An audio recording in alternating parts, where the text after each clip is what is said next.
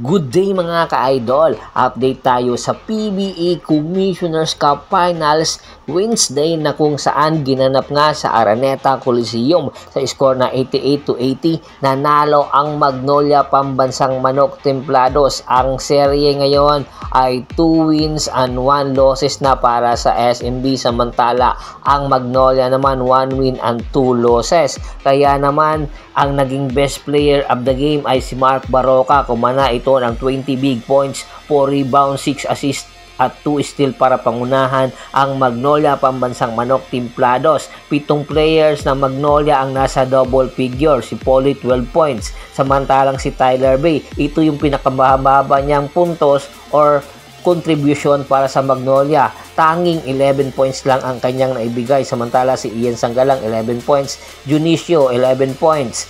Kaya naman para naman sa SMB, 5 player lang ang nasa double figure. Kaya inaasahan sa paparating na Friday sa kanilang Game 4, inaasahan na magbabalik at babawi ang SMB dahil nga sa nasabing laro ay si Jericho Cross ay suspended. Samantala, dahil nga sa hindi magandang performance ng Magnolia sa finals kontra sa SMB, inaasahan pagkatapos ng serye ay magbabalasa ang Magnolia ng mga players at target nga kumuha ng isang big man na wingman at merong outside shooting para makatulong sa kanilang lineup. Ayon nga mismo sa kay Idol Snow Badwa, si Arvin Tolentino ng Northport Batang Pier ay hindi pala sa SMB ang magiging destinasyon nito, kundi sa Magnolia Pambansang Manok Templados. Ika nga ni Idol Snow Badwa, pinaplano na daw ng SMB management, rather ng Magnolia management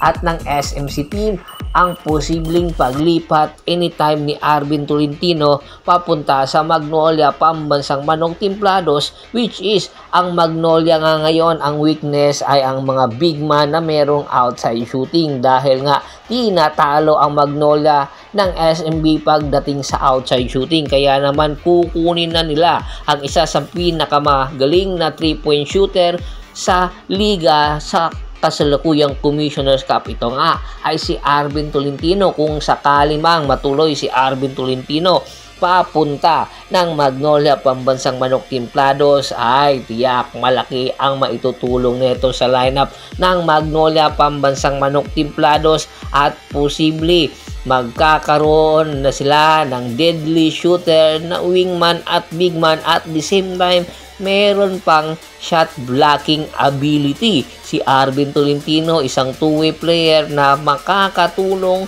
sa lineup, especially sa depensa ng Magnolia Pambansang Manok Templados. At this time, malaki na ang tsansa na pakakawalan na ng Magnolia Pambansang Manok Templados si Polly. Pero makakatulong ba ito sa Northport Batang Pier? Ganon ang lineup ng Northport Batang Pier ngayon, ay pumabata ng pabata ang kanilang lineup. Si Polly ay nagkakaedad na. Tiyak ang nasabing trade transaction between Polly at ng wingman ng Northport Batang Pier na si Arvin Tolentino ay hindi patas. Marami ang nagsasabi tiyak madadagdagan ang nasabing negotiation package para sa Northport Batang Pier para matuloy ang nasabing trade transaction. Oo, matutuloy ito pero kinakailangan dagdagan ang nasabing package. Ang tanong, sino ang posibleng idagdag ng Magnolia papunta sa Northport Batang Pier?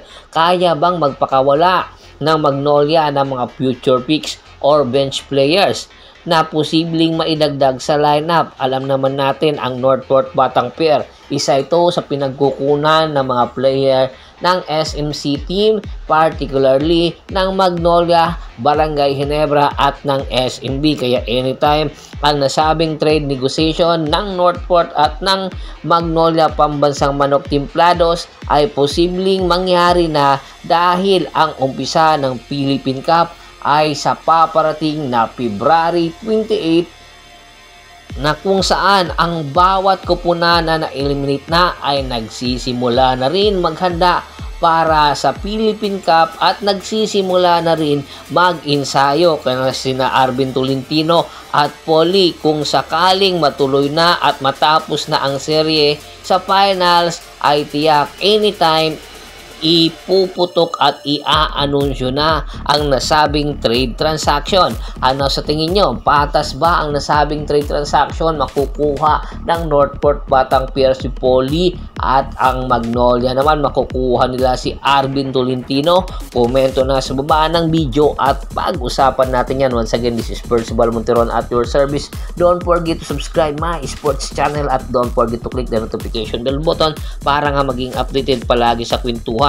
At bago nga natin tapusin ang ating kwentuhan, shoutout muna tayo sa ating mga solid na followers. Sir Kagawad Katsakino Dukusin ng Hagonoy, Bulacan, Ronald Bersubidad, Kagawad Yornel Belches, Kagawad Freddy Zacarias, Ronald Gato, Julius Roche, Anthony Lucky Alon, Luis Alon, at syempre kay Michael Rosalado ng Calbayog City, Samar. Marami pong salamat sa walang sawa niyong pagsuporta.